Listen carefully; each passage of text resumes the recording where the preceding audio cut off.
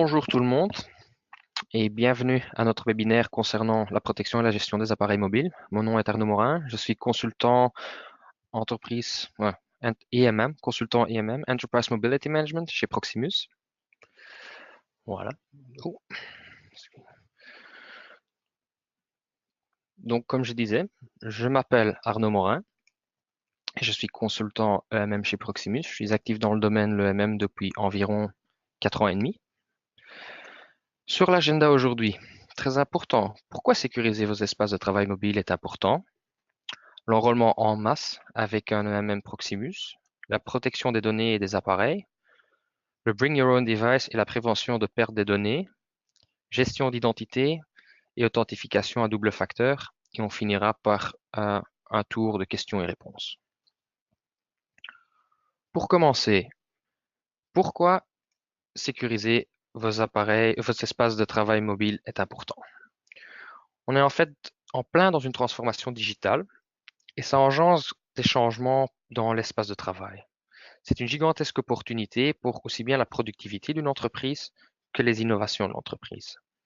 Et cette transformation digitale, elle est un peu déclenchée par l'évolution des attentes des clients et des employés. Et cette transformation, elle peut être vécue de deux façons. Ça peut être une initiative proactive de l'entreprise qui essaie de répondre à ces attentes de ses employés, de ses clients, ou bien peut être vécue d'une manière passive, euh, des clients qui changent leurs activités, qui les déplacent autre part, des employés des départements internes qui tournent un peu vers le shadow IT, qui vont chercher des solutions pour pouvoir accéder aux data de l'entreprise parce qu'ils n'ont pas les tools pour le faire, quoi. Ils vont télécharger des applications et des logiciels non contrôlés. Et ceci, ben, ça pousse un peu l'exposition au risque de l'entreprise. Et l'EMM, il est là pour essayer de vous aider à contrer ces défis-là. Alors, la transformation digitale, on l'a divisée en trois dimensions, la mobilité, le cloud et le choix. Très important à savoir ici, c'est que au niveau d'EMM, on va parler, et c'est pas uniquement la gestion et la sécurité des tablettes et des smartphones, mais c'est aussi vos parcs de PC et de Mac qui peuvent être gérés par une solution EMM. Comme vos PC ne sont plus utilisés de la même façon qu'ils étaient utilisés il y a 5, 6 ans, hein, la manière pour accéder aux applications, etc., ça a changé. Donc, on peut aussi gérer ces appareils-là, tous vos endpoints, dans une solution EMM. On va un peu clarifier les trois dimensions, ce qu'on veut dire par ça. Donc, on devient plus mobile. Vos appareils et vos données peuvent être partout et peuvent facilement être perdus ou volés. Plus dans le cloud, vos services cloud sont accessibles depuis n'importe quel appareil, depuis n'importe où dans le monde. Et plus de choix, c'est plutôt concerné sur vos utilisateurs. Ils vont utiliser plusieurs applications sur plusieurs appareils différents, et ceci pour des fins aussi bien professionnelles que personnelles. Et pour quand même sécuriser tous ces trucs-là, on va utiliser une solution EMM. On va commencer par la première étape, un enrôlement en masse. Pourquoi un enrôlement en masse? Souvent, quand on achète des appareils pour une entreprise, c'est la manière la plus facile pour enrouler tous les appareils dans un EMM. On parle ici d'une solution Zero Touch. L'utilisateur ne doit que déballer la boîte, se connecter à un réseau Wi-Fi ou un réseau data et entrer sa crédentielle une seule fois. Il n'y a pas d'étape 4, toutes les applications, les polices de sécurité, les configurations, connexions, Wi-Fi, etc. sont transmises de manière transparente automatiquement vers l'appareil. Pour le moment, il y a 3 revendeurs Zero Touch sur le marché. Il y a Apple DEP, Google Zero Touch et Samsung Knox. Proximus est le seul fournisseur actuel en Belgique à pouvoir fournir des intégrations dos à dos avec ces 3 solutions Zero Touch. Ça, c'est du côté de l'utilisateur. Du côté de l'employeur, que doit-il faire? Il crée un compte une seule fois sur un des portails des fournisseurs choisis et connecte à sa solution EMM. Par après, il va acheter des appareils auprès d'un revendeur Apple DEP, Samsung Knox, Google Zero Touch et il donne l'appareil à son utilisateur qui, à ce moment-là, le reçoit et vient dans ce que je viens d'expliquer dans le slide avant, ouvrir la boîte, sortir l'appareil, etc. Ici aussi, pour l'employeur, il n'y a pas d'étape 4. Quelles sont les 3 grosses différences entre les systèmes? Apple Dep, pour bien faire, est prévu pour Apple. Système d'opération est iOS. Le mode d'enrôlement est supervisé. Qu'est-ce qu'on veut dire par ça? Un appareil Apple supervisé est plus configurable qu'un appareil Apple qu'on va acheter dans un magasin et sortir de sa boîte comme ça. Et ça nous donne aussi la possibilité de le mettre par exemple en mode kiosque. Et Apple Dep permet aussi de partir sur un scénario BYOD. Samsung Knox est spécifique pour le revendeur Samsung. Système d'opération Android Entreprise. Android Entreprise est déjà présent sur tous les appareils Android à partir d'Android 5.0. Et les modes d'enrôlement ici sont un scénario BYOD ou Corporate Owned, comme on dit. C'est en fait une configuration tout à fait fermée. Les seuls trucs qui vont apparaître sur l'appareil est ce que l'entreprise même veut voir sur l'appareil, pas d'autres applications. Et on peut aussi choisir un mode kiosque. Google Zero Touch utilise tous les appareils qui sont Android entreprise recommandés. Google a un beau site qui liste tous ces appareils. Le système d'opération ici est Android entreprise et le mode d'enrôlement est juste corporate owned. Donc, mode tout à fait fermé avec la possibilité de mettre un kiosque s'il faut. De plus, ces 3 solutions-là vous donnent un niveau de sécurité en plus par rapport à un enrôlement normal. Si un appareil qui est dans une configuration Zero Touch est perdu ou volé et réinitialisé par la personne qui le trouve, l'appareil est en fait bloqué dans une boucle infinie et on ne va pas savoir le réutiliser si c'est quelqu'un d'autre qui le trouve que le propriétaire légitime étant l'entreprise. Une petite démo de comment un enroulement DEP se passe. C'est une des versions Zero Touch et vous allez voir, c'est très fluide et très facile à utiliser. Donc, on sort l'appareil de sa boîte et on le démarre. On rentre le code PIN de l'appareil, on choisit sa langue. Appareil en arrière-plan configure la langue et on attend. Prochaine étape, on choisit un réseau Wi-Fi ou un réseau data auquel le connecter.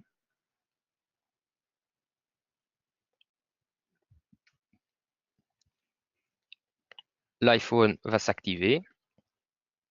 Sur l'arrière-plan, pendant l'activation, il y a une communication avec les serveurs chez Apple qui vont voir que le numéro de série ou le numéro d'email de l'appareil correspond à un appareil qui appartient à une telle entreprise et va rechercher s'il y a une configuration eux-mêmes à envoyer vers l'appareil à ce moment-là. Voilà, il a trouvé que c'est un appareil DEP et il va rechercher la configuration. Prochaine étape, on voit à qui appartient cet appareil, quelle entreprise.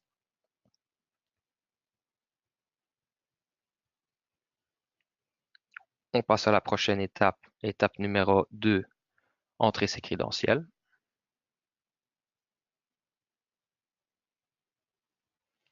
C'est les crédentiels AD, donc ça peut être aussi bien l'AD local que dans le cloud.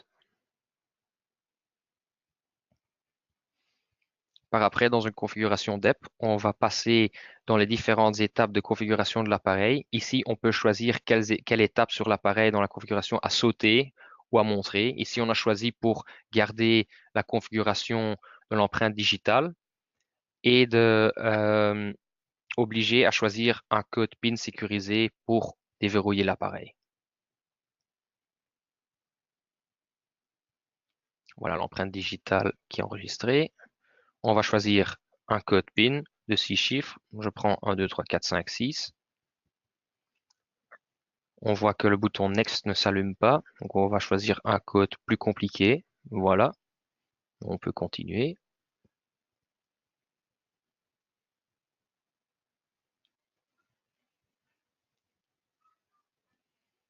On continue, on continue, on continue.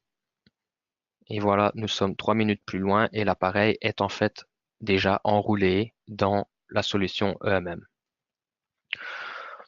Par après, comme on disait, toutes les configurations sont envoyées automatiquement vers l'appareil. On va voir comment ça se passe. On voit déjà que des applications sont poussées. Aucun Apple ID a été configuré sur l'appareil, donc ceci se passe sans avoir besoin d'un Apple ID.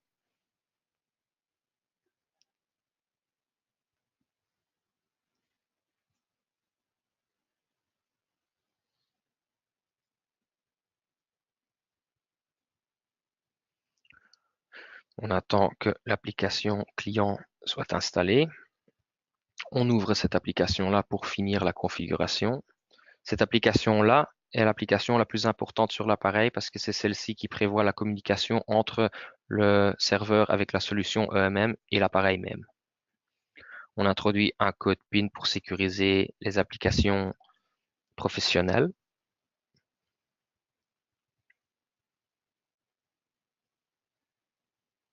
Et voilà, l'appareil est enroulé. Quand on va voir Devices Enrolled, la connectivité est normale. On peut aller regarder dans les paramètres de l'appareil par après pour voir ce qui est envoyé depuis la solution EMM vers l'appareil même. On voit qu'il y a un gestionnaire d'installer. Qu'est-ce qui est poussé vers l'appareil?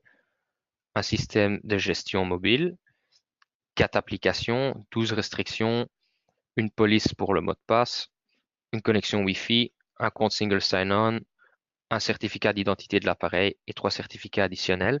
Si on veut plus d'infos, on pousse sur More Details et on voit tout ce qui a été installé sur l'appareil. À ce moment-ci, cet appareil-ci vient d'être totalement enroulé dans la solution EMM et a reçu toutes les configurations et installations besoin pour être utilisé d'une manière professionnelle. Ça a pris plus ou moins 5 minutes. Alors, la protection de données et d'appareils. On se pose 3 questions. Comment est-ce que je veille à ce qu'aucune information critique sur l'entreprise ou le client ne tombe entre de mauvaises mains lorsqu'un appareil est volé ou perdu? Comment est-ce que j'évite que des appareils jailbroken ou compromis ou des applications malveillantes sur des appareils mobiles ne compromettent mes systèmes informatiques et les informations de mon entreprise? Comment est-ce que je garantis et prouve la conformité avec le nouveau règlement européen sur la protection des données, mieux connu sous GDPR? En fait, on peut aller pousser des polices qui seront liées à certaines actions par après si ces polices sont violées. Donc, on voit ici euh, l'appareil compromis. On a enlevé l'incryption de l'appareil. L'appareil part en roaming international. On a enlevé le logiciel de gestion. L'appareil n'a plus communiqué avec la solution EMM depuis X jours. On peut faire une police sur taille si on veut, ou bien une police pour les applications. On peut aller whitelister, pardon, ou blacklister des applications. Et par rapport à l'installation d'une application qu'on dit qui ne peut pas être présente, certaines actions seront faites sur l'appareil. On va passer à la partie des actions. Qu'est-ce qu'on peut voir? On voit en fait que du moment que une police a été violée, on peut envoyer un message à l'utilisateur ou un mail lui disant, voilà, votre département informatique a vu que votre appareil est compromis et l'accès aux mails ou aux applications professionnelles sur votre appareil a été enlevé jusqu'au moment que vous remettez votre appareil en ordre pour pouvoir recevoir tout ça. Plus important là-dedans est la dernière coche en bas, la quarantaine. Si on va cocher ça, du moment que la police est violée, automatiquement, toutes les configurations et les applications professionnelles qui ont été envoyées vers l'appareil sont retirées de l'appareil jusqu'au moment que l'appareil soit retiré de la quarantaine. Tout ceci est peut-être plus important pour les appareils que vos employés amènent. Bring your own device et la protection de perte des données là-dessus. De nouveau, on va se poser 3 questions. Comment est-ce que je permets l'utilisation d'appareils personnels à des fins professionnelles sans compromettre la sécurité des données de l'entreprise et sans compromettre la confidentialité des données personnelles de mon employé? Comment est-ce que je m'assure que les informations confidentielles ou des clients ne sont pas communiquées à des tiers ou à des services non autorisés volontairement ou par erreur? Ici aussi, pour avoir une meilleure vue là-dessus, on va vous montrer une démo et ça clarifiera beaucoup plus. De nouveau, on part de l'idée d'un iPhone, cette fois-ci, pas un offert par l'entreprise, mais un que l'employé amène hors de sa poche et un Apple ID a déjà été configuré là-dessus. Il aimerait bien avoir accès à ses données professionnelles. Il demande ce qu'il doit faire. On lui dit, allez dans l'App Store et téléchargez le client eux-mêmes. On commence par ça. On va dans l'App Store et on télécharge le client.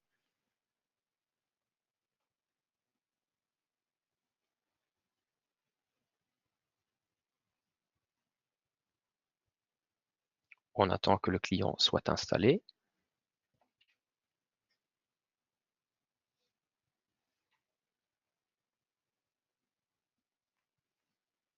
Il demande une adresse mail ou un serveur. On prend l'adresse mail.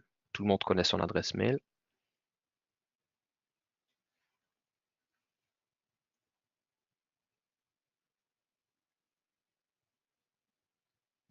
Par après, on est redirigé vers notre gestionnaire d'identité.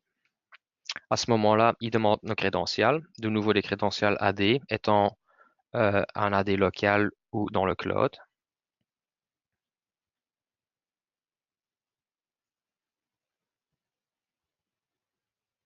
Voilà. On est renvoyé vers une page web depuis laquelle il va télécharger un profil de gestion. On installe le profil de gestion. Et voilà, c'est déjà fait. À ce moment-ci, on reçoit déjà la notification qu'il faut choisir un code de verrouillage pour l'appareil parce qu'il n'en a pas. Je suis fainéant et je tape 1, 2, 3, 4, 5, 6. C'est pas assez sécurisé, donc on va prendre un code plus complexe.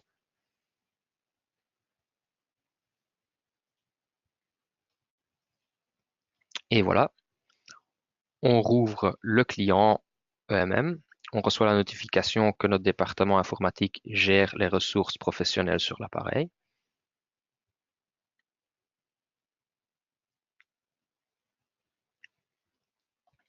Et voilà, à ce moment-ci, l'appareil est totalement enroulé dans la solution EMM. On va voir cela tout de suite.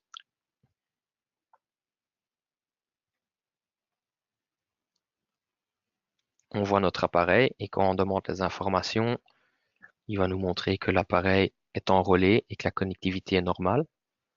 Si à ce moment-ci, on va regarder dans les paramètres de l'appareil,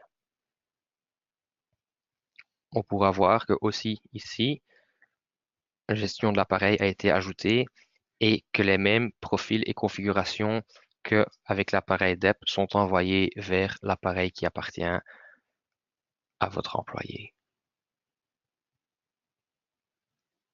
Alors, ouvrons une des applications qui est poussée vers l'appareil. L'application Boxer est une application mail sécurisée.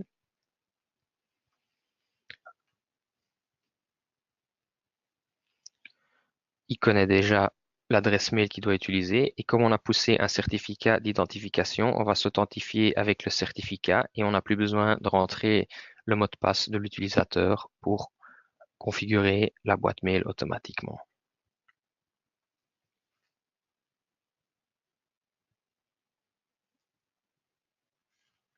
Voilà. En semaine, j'ai envoyé un petit mail de test avec une pièce jointe et un URL. L'application mail est configurée que les URL peuvent être ouverts que dans une application sécurisée spécifique, étant l'application browser. Voilà, j'ai poussé sur l'URL, l'application s'ouvre automatiquement. On la configure avec un code PIN pour sécuriser les applications professionnelles.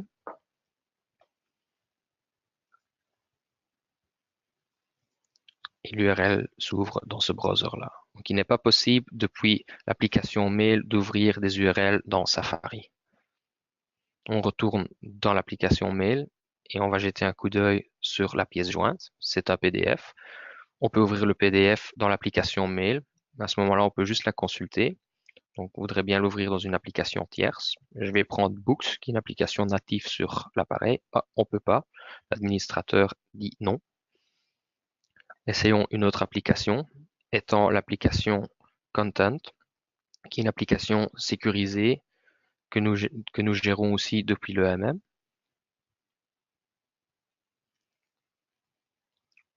On tape le code PIN pour les applications professionnelles. L'application continue à se configurer.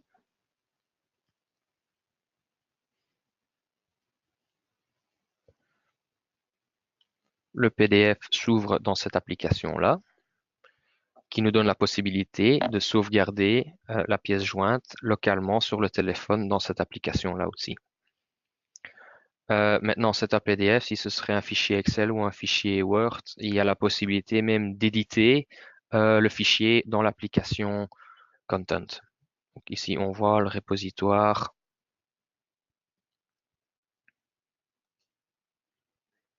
et le PDF qui est sauvegardé là-dedans. Dernière chose, on a déclencher le fait de pouvoir copier et coller en dehors des applications professionnelles. Donc, je viens de copier du texte hors d'un mail. Je vais essayer de le coller dans l'application native Notes. Et comme vous pouvez voir, pas possible de coller ce que je viens de copier hors d'une application sécurisée. Maintenant, cet appareil-ci n'appartient pas à l'entreprise. Elle appartient à un employé qui peut le perdre, peut être volé ou qui peut quitter l'entreprise pour l'une ou l'autre raison. À ce moment-là, l'entreprise va vouloir désinstaller ou enlever tout ce qui est relaté professionnel sur l'appareil, mais ne pas toucher à ce qui est privé de l'utilisateur. Tout ça est possible aussi avec la solution EMM. On va partir dans la console. Ce que vous voyez ici, c'est un aperçu de la console et j'ai sélectionné l'appareil spécifique de l'employé. On va voir ce qu'on peut faire avec. On peut faire un clear du code de verrouillage de l'appareil. Donc, si jamais l'utilisateur ne connaît plus son code de verrouillage, on peut aller le remettre à zéro. Il pourra déverrouiller son appareil une fois sans code et ça va redemander tout de suite après pour choisir un nouveau code. Puisqu'il y a la gestion, on peut faire un enterprise wipe. C'est ce qu'on va faire. Ça enlève juste tout ce qui est relaté professionnel de l'appareil et ne touche pas au privé. On peut faire un reboot de l'appareil, on peut l'éteindre, on peut faire une mise à jour du système d'opération. Donc, ce que je vais faire maintenant, on clique sur Enterprise Wipe et on retourne vers l'appareil pour voir ce que ça va faire avec l'appareil. Et hop, les applications sont parties. Et on va voir dans les paramètres, on va regarder dans Général et on voit que la gestion de l'appareil a disparu. Ce qui veut dire que tout ce qui est lié à l'entreprise est parti de l'appareil et l'appareil peut être réutilisé de manière privée sans problème. Mais le BYOD apporte encore un souci de plus. Est-ce que vous êtes sûr que vos employés téléchargent toujours des applications légitimes et bénignes? Un bête exemple, le jeu très populaire de nos jours, Fortnite, est en fait pas téléchargeable dans le Play Store, donc il faut aller le télécharger d'un site et puis avec un câble USB, le mettre sur le Play Store. Et comme on doit aller le télécharger d'un site, il est toujours possible qu'on télécharge une version malafide de l'application et qu'on l'installe sur notre téléphone avec tout ce qui s'ensuit. Est-ce qu'on est sûr que vos employés ne cliquent jamais sur des messages de phishing, un SMS, un WhatsApp, un Messenger? Et est-ce qu'on est sûr que les employés ne se connectent jamais à un point d'accès Wi-Fi non autorisé? Mobile Threat Detection vous offre une possibilité, une solution pour cela. Mobile Threat Detection va détecter les activités malveillantes dans les parties gérées et privées de l'appareil et alerte l'EMM tout de suite en cas de violation et enclenche une protection instantanée des données de l'entreprise. Donc, si on prend l'EMM qui va protéger contre le vol, la perte et la perte de données, on ajoute le Mobile Threat Detection qui va protéger contre des attaques de réseau, des exploitations des vulnérabilités de l'OS, des spyware, des applications malafides et du phishing sur le mobile. On a un appareil protégé. Alors, encore un petit mot sur la gestion d'identité et l'authentification à double facteur. Aussi, là-dedans, une solution AMM peut vous aider. Comment est-ce que je m'assure que les utilisateurs qui se connectent de partout au monde à mon cloud et mes applications locales sont bien ceux qu'ils prétendent être? Est-ce que je ne fais confiance qu'à un nom d'utilisateur et à un mot de passe? Pour illustrer ça, dans le temps, quand on voulait accéder aux données de l'entreprise, il fallait physiquement s'authentifier à la porte du bâtiment avec le badge, monter dans son bureau, sortir son portable, physiquement prendre le câble de réseau en main, le mettre dans l'ordinateur, démarrer l'ordinateur, entrer son mot de passe et son nom d'utilisateur avant de pouvoir accéder aux données de l'entreprise. De nos jours, on peut aller dans peu importe quel bar à café, se connecter à un Wi-Fi ouvert et utiliser juste son mot de passe et son nom d'utilisateur pour accéder aux informations de l'entreprise, etc. C'est pas très sécurisé. Alors, comment est-ce que je rends facile pour les utilisateurs la gestion de leur mot de passe à travers différents services d'une manière sécurisée? Pour ça, on parle de single sign-on. Comment est-ce que je mets en place le single sign-on? Pour commencer, on va montrer une petite démo sur l'authentification à multiples facteurs. Ici, on met l'application Mobile Iron Authenticator à disposition de nos utilisateurs pour l'iPad. L'utilisateur peut lui-même choisir s'il installe l'application, oui ou non. S'il n'installe pas, il n'aura pas accès à son environnement Office 365. L'application s'installe. L'application est aussi automatiquement configurée par la solution EMM. Donc, on va ouvrir l'application, il reçoit sa configuration automatiquement et l'authentificateur est activé automatiquement aussi pour l'utilisateur qui a enroulé son appareil. Une fois l'authentificateur activé, on va aller vers le portail Office 365.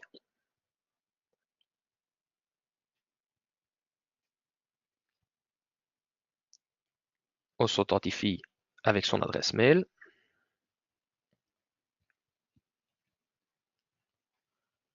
On est envoyé vers le gestionnaire d'identité qui a lui aussi a certaines règles d'accès sous certaines conditions. Donc ici, on vient de recevoir une notification sur notre tablette pour voir si c'était bien nous qui essayons de se connecter à Office 365. On a dit oui et on peut passer plus loin. Maintenant, on va remontrer exactement la même chose. On va recevoir la notification sur l'iPad. Et cette fois-ci, on va dire que c'était pas nous. On va voir ce que ça change dans le statut, dans la posture en fait d'Office 365. Donc voilà, on vient de retourner à la page pour s'authentifier sur Office 365. De nouveau, on est renvoyé vers notre gestionnaire d'identité pour avoir de l'accès conditionnel. Il renvoie de nouveau une notification vers l'iPad demandant est-ce bien vous qui essayez de se connecter. Oh, je pense que la vidéo s'est arrêtée. Oui, la vidéo, je vais.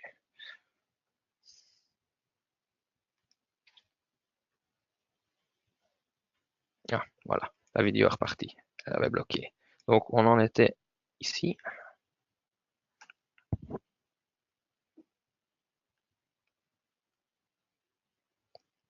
Voilà, on reçoit la notification. Est-ce bien vous qui avez essayé de vous loguer sur Office 365? Non, ce n'est pas moi.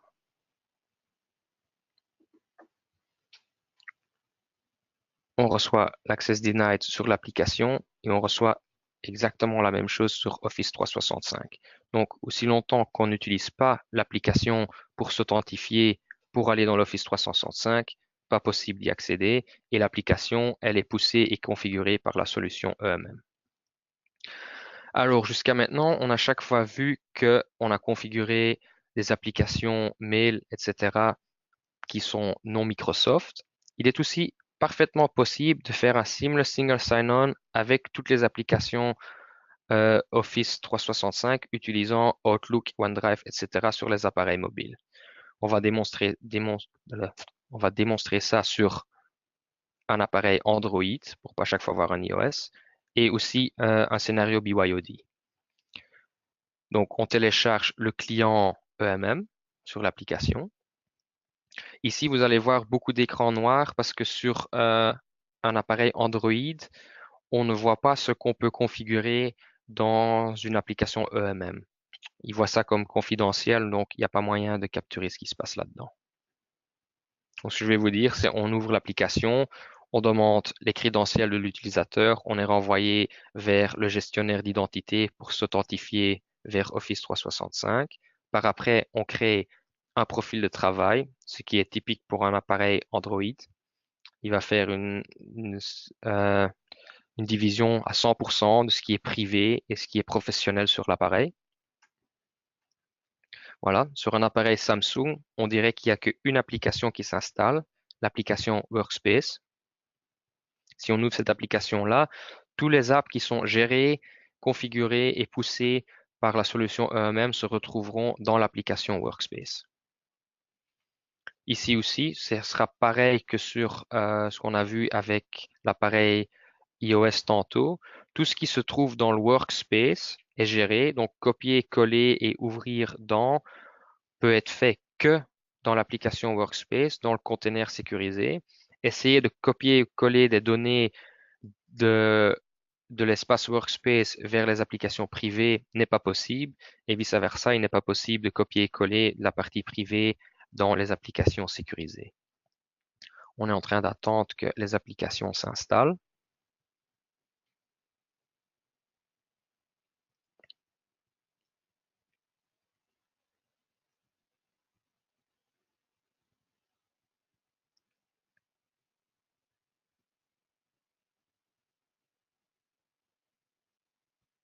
Voilà, les applications sont là. On va ouvrir Outlook. Voilà le compte avec lequel on s'est enroulé au début, ce qu'on n'a pas pu voir avec les écrans noirs.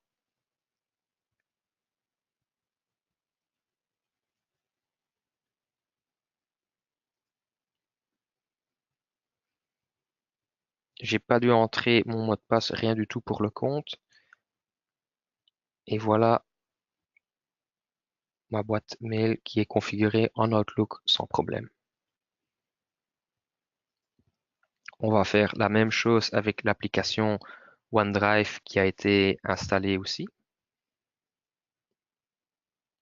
Là, pareil, on démarre l'application. On prend Sign In. Il va faire exactement la même chose. Il va aller rechercher les données qu'on a entrées au début.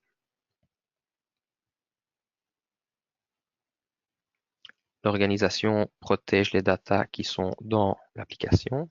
Et quand on va regarder à gauche en haut, je suis enroulé avec le compte que j'ai utilisé tantôt sans avoir entré un mot de passe. Ici, pareil aussi, comme c'est un scénario BYOD, si on va envoyer un Enterprise Wipe vers un appareil Android, il n'y a que l'application Workspace qui va disparaître. Et avec ça, toutes les applications professionnelles qui sont dans le Workspace seront parties de l'appareil aussi. Et juste la partie privée restera et l'utilisateur pourra s'en resservir pour lui tout seul, sans problème. Pour faire un petit compte rendu de ce qu'on a vu aujourd'hui. Donc, qu'est-ce qu'un lieu de travail sécurisé? C'est si on arrive à gérer et sécuriser tous nos appareils, tous nos données et tous nos identités. Et tout ceci est en fait possible dans le portfolio que Proximus propose. Quel est le portfolio de Proximus? On a 3 partenaires technologiques avec lesquels on travaille.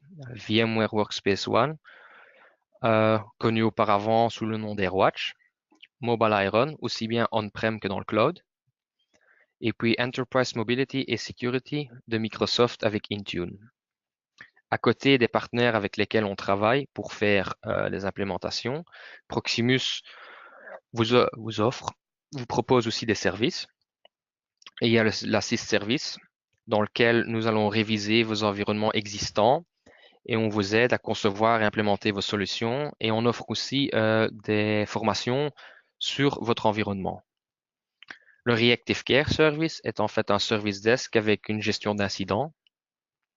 Le Close Care va un peu plus loin. Il comprend tout ce qu'il y a dans le Reactive Care, plus des mises à jour, la gestion des changements dans un catalogue de changements standard ou bien des changements sur mesure, qui sont compris là-dedans aussi.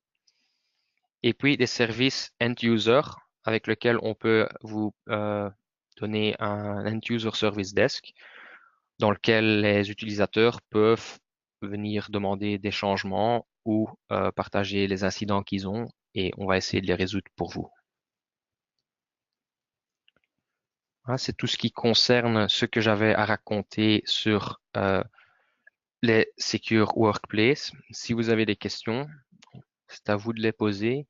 J'ai peut-être pas expliqué tantôt comment, mais il y a moyen dans le webinaire à droite, dans la section questions, de poser des questions si vous en avez.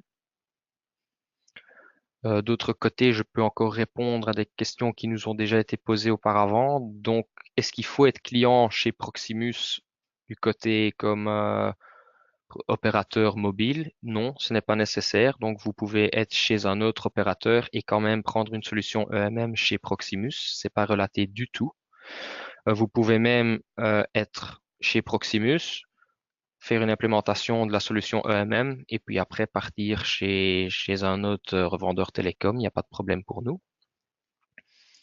Ce qui concerne les trois solutions que nous vous proposons, ça dépendra des use cases que vous avez, ce qu'on va vous proposer comme solution. Donc, ce ne sera pas d'office qu'on vous dira, vous allez utiliser un VMware Workspace ONE d'office parce qu'on préfère vendre ça. Non, ça dépendra des use cases que vous avez. Si pour le reste, il n'y a pas de questions additionnelles. Ah oui, on fait encore savoir qu'effectivement, la taille de la solution, c'est peu importe pour nous. On va de clients tout petits de 25 devices jusqu'à des grands clients avec 10 000 appareils. On a déjà ça dans notre portfolio, donc ne soyez pas gênés avec le nombre d'appareils que vous avez. Ce qui est important aussi à vous dire, c'est si vous souhaitez plus d'informations sur la gestion de vos appareils mobiles, vous pouvez toujours prendre contact avec votre account manager chez Proximus, ou bien il y a, je pense, un petit lien de contact à la fin du webinaire aussi, lequel vous pouvez remplir. Et s'il n'y a pas plus de questions, je vous remercie pour avoir suivi ce webinaire et j'espère vous revoir ou réentendre dans un prochain webinaire chez Proximus. Merci beaucoup.